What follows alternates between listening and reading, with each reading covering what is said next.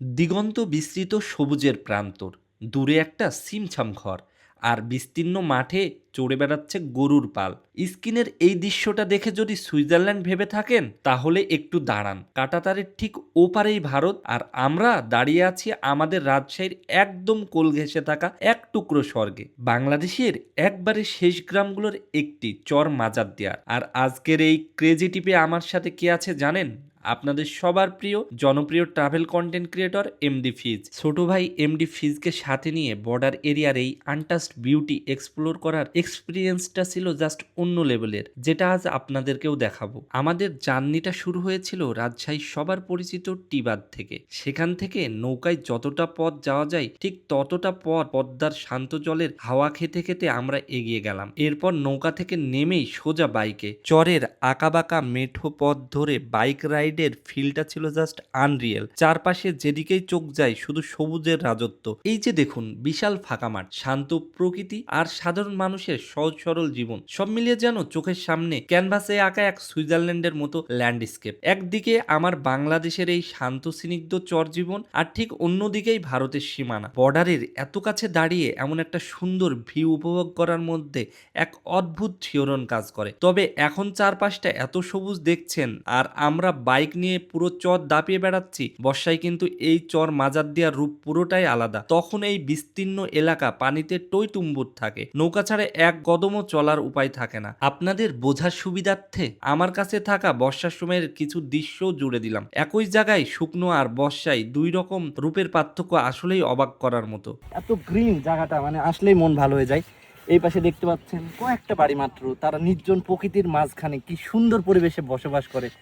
আমরা দূর থেকে এসে মানে আমরা খুবই অবাক হচ্ছি, এমন পরিবেশ বাংলাদেশের বুকে লুকিয়ে আছে, অথচ আমরা এতদিন পরে এসে এক্সপ্লোর করলাম। আচ্ছা চাচি, এখানে সাপ টাপের কোনো ভয়টয় নাই? তখন আপনারা কি করেন? আর এমনি আপনার একা একা এখানে থাকতে ভালো লাগে? এইরকম একটা নির্জন পরিবেশ, কত সুন্দর জায়গা, প্রকৃতি এনজয় করেন তাই না? আলহামদুলিল্লাহ, আল্লাহর নিয়ামত অনেক সুন্দর। আম পাড়ে ফেলেছে দেখুন, চরে এসে ঝিলমিল ঝিলমিল আলু না পেলেও আমরা আমের দেখা দেখতে পাচ্ছেন, আমরা ঝিলমিল ঝিলমিল করে এখানে প্রচুর আম পেড়ে নিয়েছি, কারণ আম খাবো আমরা এখন চলে এসেছি চরে। আমাদের হোস্ট বাসার ভাই আমাদের জন্য এখানে আম বিলাসের ব্যবস্থা করেছেন। দেখতে পাচ্ছেন ফিজ কেমন আম খেয়ে, কাঁচা আম খেয়ে ঝালে কেমন মুখ, কিন্তু ভালো লাগতেছে, খুবই টেস্ট, ওয়াও, জাস্ট অসাধারণ, একবারে প্রাকৃতিক ন্যাচারাল, ওয়াও। রিসেন্টলি আমি শ্রীলঙ্কায় ভ্রমণ করছিলাম, পরে শ্রীলঙ্কার একটা স্টেট আছে জাফনা, তো এখান থেকে ভারত মহাসাগর পাড়ি দিয়ে আমি গেছিলাম ডেলফ আইল্যান্ড। তো ডেলফ আইল্যান্ডে এরকম কিছু ভিউ ছিল, এগুলো দেখার জন্য ইউরোপিয়ান ট্যুরিস্টরা এখানে যায়।